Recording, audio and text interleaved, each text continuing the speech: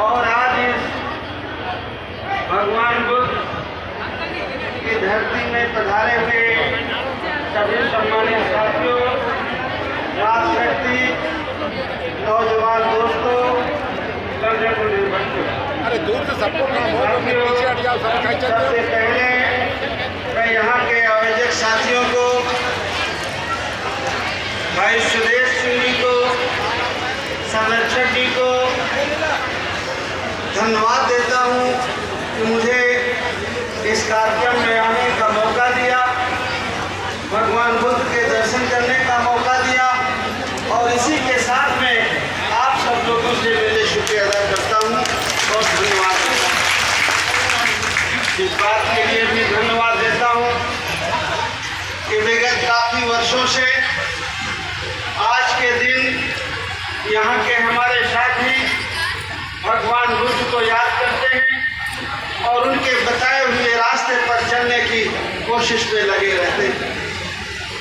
बड़ी खुशी की बात है कि आप लोग इतनी बड़ी संख्या में आज के दिन यहाँ इकट्ठा होते हैं और भगवान बुद्ध से संबंधित बातें सुन करके जाते हैं और खाली सुन करके नहीं जाते हैं, उनके बताए हुए रास्ते पर चलने की कोशिश करते हैं। जब भी हम भगवान को या किसी महापुरुष को हम याद करते हैं, उसके पीछे एक ही बात होती है कि उन्होंने इंसानियत के लिए किया, उनकी भलाई करके समाज के सुधार के काम में लगे। आज से लगभग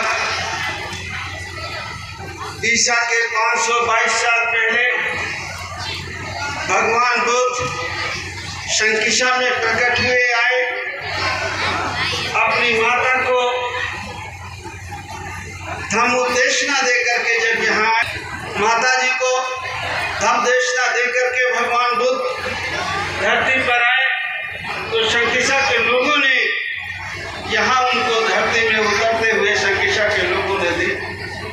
मैं शंकिशा के निवासियों को और शंकिशा के आसपास के लोगों को, मैं जो भी यहाँ रहते हैं, धरती को भी नमन करता हूँ। मैं जितना समझता हूँ और संक्षेप में जितने मैं समझ पाया हूँ कि शंकिशा की धरती विपश्यना का केंद्र, क्योंकि जितनी बातें भगवान बुद्ध ने जितने उपदेश दिए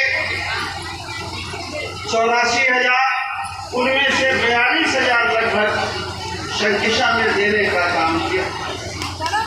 और आज उस शंकिशा में हम लोग इकट्ठा हैं तो निश्चित तौर पर हमें भगवान बुद्ध के बताए हुए रास्ते पर चलना।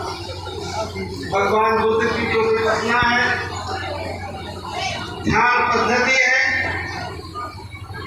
दुनिया के सारे देशों में अपनाई है। धर्म में अलग अलग नामों से विपश्यना को, ध्यान को उन्होंने अपने धर्म में शामिल किया।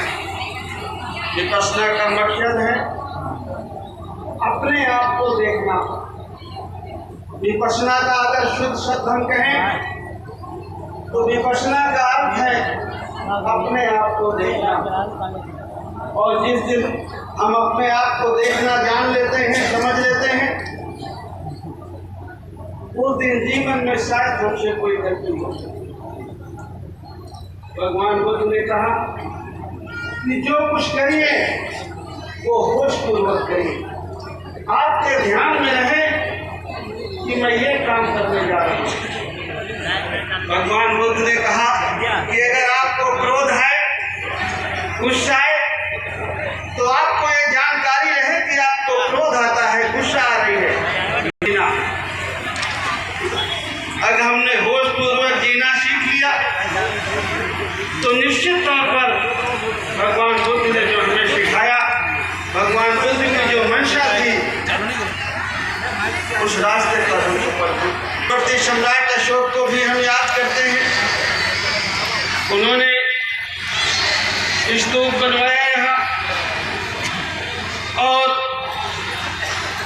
अशोक स्तंभ शायद यहाँ पर मिला है कुछ दूरी पर, मैं एक बार देखने आया। जब हम सम्राट अशोक को याद करते हैं, थोड़ा शांत रहिए भाई, थोड़ी देर के लिए शांत। तो जब हम उस समय में जाते हैं जिस समय में सम्राट अशोक हुए, उस समय भगवान की जो बुद्ध की जो विचारधारा थी, हमारे देश में उनके जाने के बाद काफी कमी आती हुई नजर आ रही। जब हम उस समय की किताबों को पढ़ें, उसकी बड़े पैमाने पर भगवान बुद्ध की विचारधारा दुनिया में और भारत में तब फैली जब अशोक को राजगद्दी में बैठने का मौका मिला। जब सम्राट अशोक राजा बने और कलिंग युद्ध के बाद जब उन्होंने भगवान बुद्ध की विचारधारा को अपनाया और पूरे देश में और बाकी दुनिया के दूसरे देशों में भी भगवान बुद्ध की विचारधारा को फैलाने का काम किया। उनकी बेटी शर्मिष्ठा, उनका बेटा राजकुमार महेंद्र दुनिया के बहुत सारे देशों में गए और भगवान बुद्ध की विचारधारा को उन्होंने फैलाने का काम किया। जब राजकुमारी